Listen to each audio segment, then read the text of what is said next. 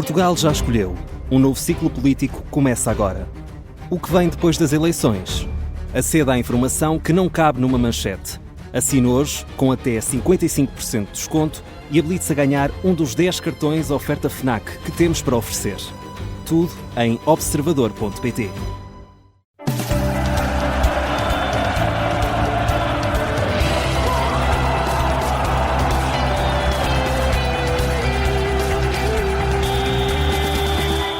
Vigésima terceira jornada do campeonato. O Futebol Clube do Porto acaba por vencer pela margem mínima a equipa do Rio Ave. 1-0 ao resultado final, num jogo, Filipe Coelho, para o qual vamos fazer relatório e que teve quase sentido único. Só deu Futebol Clube do Porto, independentemente da amplitude do marcador, não revelar isso mesmo.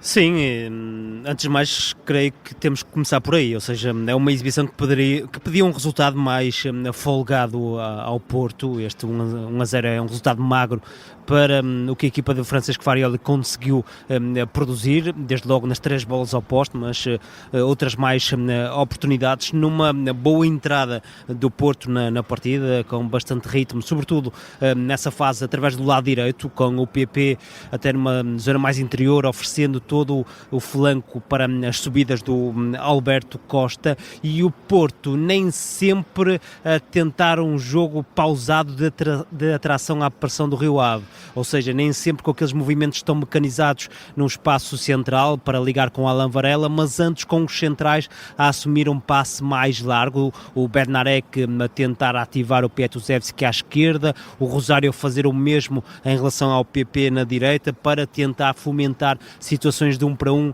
dos extremos portistas com os laterais do Rio Ave. Depois há que mencionar a exibição dos 3 médios do Porto, creio que foram fundamentais para o triunfo da equipa de Farioli, cada um à sua maneira, mas acabaram por rubricar uma Forhol por ter feito o golo, neste caso, Filipe Coelho, sim, e mais Alan Varela por ter feito uma belíssima gestão dos momentos do jogo, e depois ainda mais quem? O Gabri Veiga, porque o Varela foi muito importante em termos de leitura, de antecipação, a forma sempre muito concentrada que teve na partida, nomeadamente em relação às movimentações do Olinho, e muitas vezes o Varela a conseguir interceptar a bola e de imediato a permitir uma saída para o ataque do lado do Porto. E o Gabri Veiga, um pouco mais numa faceta de gestor, mas também aproximando-se do corredor esquerdo e conseguindo ativar o Pietuzevski, foi aliás esse fator decisivo para o golo portista. Um movimento do Gabri Veiga sobre a esquerda, meteu a bola nas costas do Vossai, o lateral direito do Rio Ave, permitindo que o Pietuzevski surgisse embalado, depois com o extremo polaco a ir até à linha de fundo e a servir o Froholt já em cima da pequena área. O Froholt muito com esta característica, sempre do médio, com mais capacidade para saltar, para aparecer em zona de finalização, juntando-se ao Denis Gul e permitindo ao Porto ter mais unidades para concluir as jogadas. Agora, há que mencionar também aquilo que o Pietuzevski consegue introduzir a esta equipa do Porto. Desde logo, parece-me, apesar de tudo, que não foi uma exibição linear do extremo polaco, ainda com alguns erros em termos técnicos. Também corre muitos riscos, não é? Sim. Portanto, mas, acaba por se expor em situações mais problemáticas. Sim, força. É preciso perceber se a equipa mecanizada do Francisco Farioli aceita um corpo relativamente estranho, mas que pode trazer esta dimensão de risco, de rasgo, de improviso, que era algo que o Porto estava a ter, obviamente, carência já há umas semanas a esta parte, nomeadamente pelo lado esquerdo com o Borja Sainz, que não estava a dar nem de perto nem de longe esta capacidade de 1 para 1, de imprevisibilidade que o Pietuzevski traz. Já percebemos que é um extremo, apesar de muito jovem, com imensa personalidade, é um extremo que assume a bola, que vai sempre à procura de criar a superioridade no 1 para 1. Agora é um jogador que ainda vai ter que maturar, obviamente, em termos de decisão. Teve aqui algumas perdas que acabaram por penalizar o Porto em termos ofensivos. Agora o reverso da medalha é muito claro, é um jogador que num momento para o outro é capaz de fazer o salto à baliza contrária e permite ao Porto chegar ao golo, como aconteceu de forma absolutamente justa. Isto foi ali no equador da primeira parte, mas o Porto já estava claramente por cima nessa fase, e creio que é uma vantagem que se aceitava ao intervalo, uma vitória, uma vantagem que se aceita ainda melhor no final da partida, porque apesar do Porto não ter sido, diria eu, tão dinâmico na segunda parte, acabou por reduzir a pó qualquer tipo de aspiração ofensiva da equipa do Sotiris chegada ao Polos. E a verdade é que no começo da segunda parte o Futebol Clube do Porto acabou mesmo por chegar a um golo, mais uma vez Óscar Pistuziewski envolvido na jogada, foi concluída depois por Denis golo invalidado. Ainda assim ficou marcado logo nesse início de segunda parte a atitude com que o Futebol Clube do Porto viria do balneário e que se manteve até ao final da segunda parte, com 3 bolas nos ferros. Tivemos o Rio Ave do outro lado aqui, que Filipe Coelho não conseguiu nem sequer discutir este resultado com o Futebol Clube do Porto. Talvez o Futebol Clube do Porto na segunda parte só tenha pecado mesmo por falta de eficácia e ainda teve direito a várias movimentações de Francisco Farioli. Sim, o Farioli tinha-se queixado na antevisão desta partida de que o Porto no último terço estava a ter um baixo acerto a nível de decisão e que isso estava a penalizar a equipa em termos de golos marcados. E creio que essa é uma questão que fica muito marcada nesta partida, porque o Porto realmente teve muita presença no último terço, teve uma série de lances na área Vila Condesse, mas faltou concretizar, e essas 3 bolas no poste também resumem-no. Em relação a esse golo anulado, o golo anulado por 8 centímetros, que me parece de realçar, é excelente, a extraordinária jogada coletiva que o Porto consegue nesse lance. É uma jogada que começa no Diogo Costa, que depois há um trabalho entre o Pablo Rosário a jogar como central e o Alain Varela, permite a equipa atrair a pressão do Rio Ave e aí acelerar pelo lado esquerdo com o Zaidu a ligar com o Piatuszewski. E essa é uma matriz muito clara no jogo do Farioli, que tenta chamar o adversário para depois, numa série de passes, acelerar e picar o último terço em boas condições. Foi de facto uma belíssima jogada que explica um bocadinho desse ideário do Farioli, mas que ficou anulado pelos 8 centímetros. Depois, o Porto é verdade que manteve sempre o ascendente na partida, baixando um pouco mais no terreno em certos períodos, é verdade, mas o Rio Ave nunca foi capaz de criar perigo junto à baliza do Diogo Costa, e depois teve mais lances, nomeadamente as bolas no poste, na segunda parte do Frauholt, e houve também tempo para essa nuance do Rodrigo Mora aparecer como falso 9, ele entra na partida para jogar no meio campo, mas depois o Farioli acaba por retirar o Denis Golo e avança o Rodrigo Mora para uma posição mais adiantada, referência ofensiva, mas muito mais numa lógica de baixar no terreno, de se oferecer como um quarto médio, de ligar o jogo e de permitir que os extremos fizessem diagonais em velocidade. Agora, creio que o Mora talvez se calhar tenha exagerado um pouco em termos de papel, porque houve lance em que baixou em demasia, quase como primeiro médio, e o Porto aí também ficou um bocadinho órfão de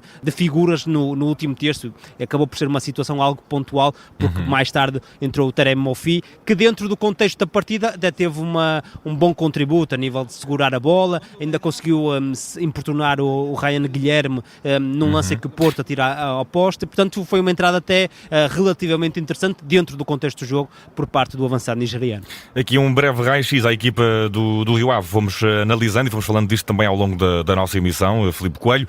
Uma equipa que está a lutar para ficar na Primeira Liga, totalmente descaracterizada face ao que aconteceu e acabadinha também de perder os seus 2 jogadores mais importantes desta época, 6 derrotas seguidas. Não está, diria, com grande cor o horizonte do Rio Ave para já neste momento, sobretudo também talvez por essa questão que fomos falando da descaracterização. O melhor homem talvez hoje tenha sido o Olhinho, o alemão. Sim, um dos dois. Eu dividiria entre o Olhinho e o Verrossai, que lateral direito, que apesar de tudo ainda conseguiu lidar com a ameaça do Piatuszewski e também foi importante em alguns momentos de saída do Rio Ave para o ataque, mas de resto a equipa de Vila do Conde é de facto uma equipa carente de uma identidade coletiva. Eu diria que o próprio clube nesta fase está um bocadinho a navegar à vista e é evidente que corre um sério risco de descida da divisão. Talvez não de forma direta, mas o Rio Ave pode de facto cair nessa zona de play-off, porque está numa espiral bastante negativa e porque os principais opositores nessa luta estão a melhorar nas últimas semanas, com destaque para o tom dela do Cristiano Bacci. Ainda para mais, o Rio Ave até vem de derrotas pesadas com o Arouca e o Nacional, portanto equipas que estariam a lutar pelos mesmos objetivos e sobretudo perdeu aqueles que eram os principais diferenciadores nesta equipa. O André Luiz e o Cleiton ambos saíram para o Olympiacos, o César Imista, o guarda-redes, teve uma lesão grave, Bravo, o Brandon Aguilera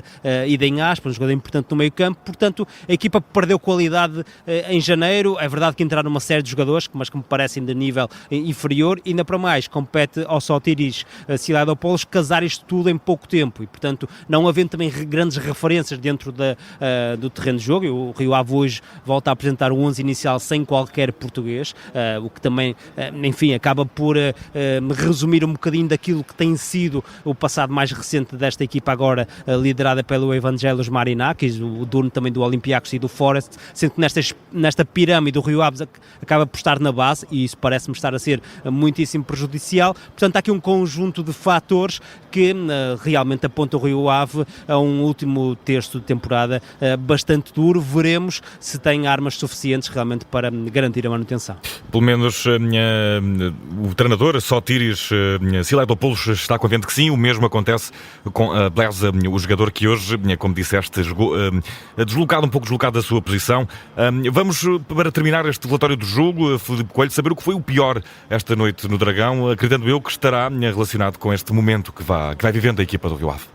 Sim, diria que o pior é a descaracterização desta equipa do Rio Ave em termos genéricos. É uma equipa que mesmo nos tempos de Luís Freire já passava por algumas dificuldades, mas apresentava uma matriz reconhecível. Era uma equipa capaz de mostrar futebol e ter uma ideia mais firme, e hoje na segunda parte, quando o Rio Ave precisou de ir atrás do resultado, quando estava em inferioridade, foi uma equipa de facto muito curta. Depois a outra nota em relação ao pior, para a incapacidade do Porto para finalizar as jogadas. Ainda para mais, isto é algo que está a marcar muito estas últimas semanas de Farioli. Fala-se muito da questão da equipa de marcar pouco, enfim, conseguir vantagens sempre muito tangenciais, e a verdade é que o Porto hoje teve a oportunidade para somar um resultado robusto, para também mostrar peito, e ao fim e ao cabo a equipa, apesar de criar, não conseguiu finalizar, e isso acaba também por explicar esta vitória por 1-0.